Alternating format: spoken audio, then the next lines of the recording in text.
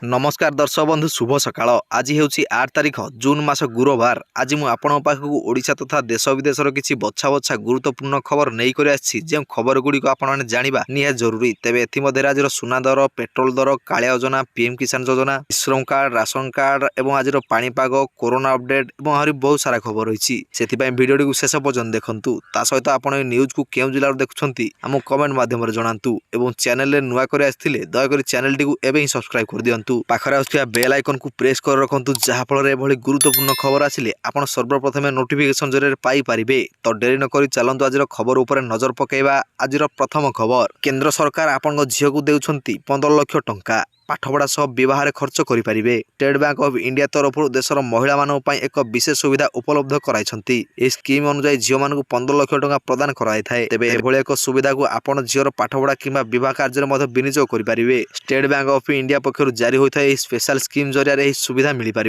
एने state bank of India पक्षर एक सूचना जारी कराई। एसबीआई कही जे बैंक सुकन्या समृद्धि योजना अधीन झील मानक मोट 15 लाख टंका पर्यंत दि जाउछि। तेबे एही टंका जणे व्यक्ति जेकोसी उपाय खर्च करें।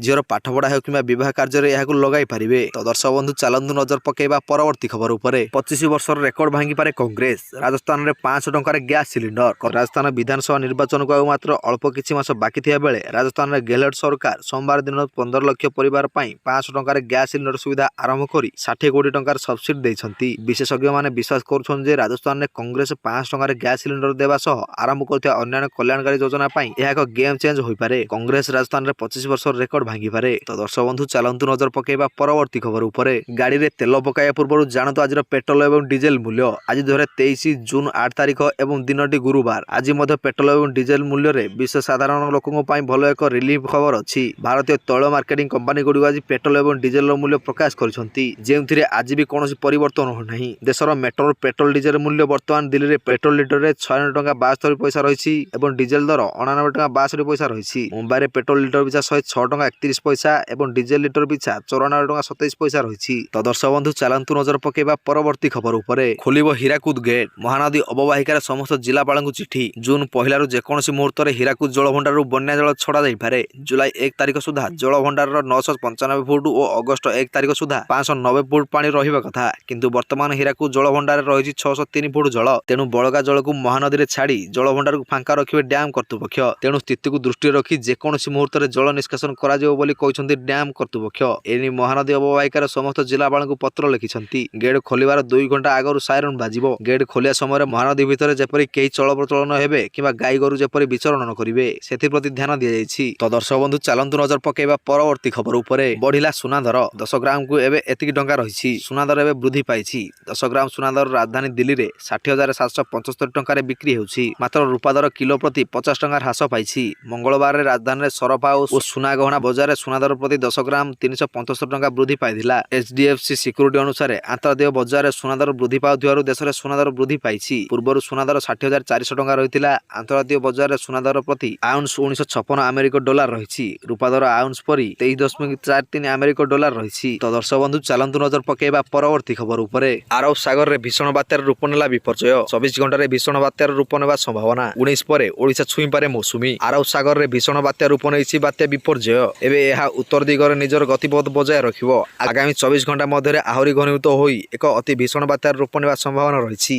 यह केरल उपकूल में मेघ संघटित होबार आधाक साजिछि। फल मौसुमी केरल आसिया आहरी 3 दिन विलंब हो पारे। 9 तारिख पूर्व मौसुमी केरल छुई न पारे। तेणु ओडिशा को 19 तारिख पूर्व मौसुमी आसिबा संभावना कम। विलंब में मौसुमी आसुथिबारु नियंटिया वर्षा हो पारे। तो दर्शक बंधु चलंतु नजर पकेबा परवर्ती खबर उपरे। बालेश्वर रे रेल दुर्घटना। ओडिशा रे मृतकଙ୍କ परिवार जनकु चाकरी और पिलांगु मागणा शिक्षा देव किट। बालेश्वर बाहानाठारे घटिथिबा शताब्दीर सबुठारु दुःखद रेल दुर्घटना रे ओडिशार मृतकଙ୍କ परिवार जणे योग्य व्यक्ति और तांको परिवार पिला किट रे मागणा शिक्षादान देबाकु बुधवार घोषणा करिछि किट। आज ए संपर्क रे श्री अच्युत सामंत एक सांबादिक सम्मेलन में सूचना दैछंती। श्री सामंत कहिछन जे एते बड़ रेल दुर्घटना अत्यंत दुःखदायक।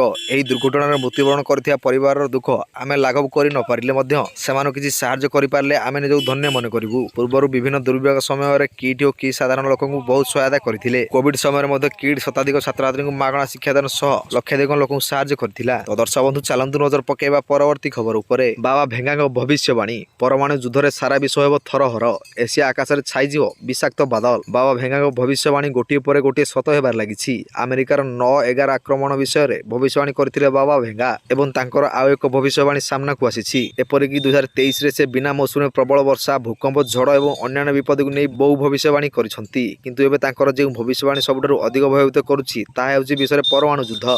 ବହୁ ବର୍ଷ ତଳେ ବାବା ଭେଙ୍ଗା କହିଥିଲେ ଯେ 2023ରେ ତୃତୀୟ ବିଶ୍ୱଯୁଦ୍ଧ ଆରମ୍ଭ ହେବ ଏବଂ ବର୍ଷ ଶେଷକୁ ପରମାଣୁ ଯୁଦ୍ଧ ହେବ। ଏହି ଯୁଦ୍ଧରେ ସାରା ବିଶ୍ୱରେ ଆତଙ୍କ ଖେଳିଯିବ।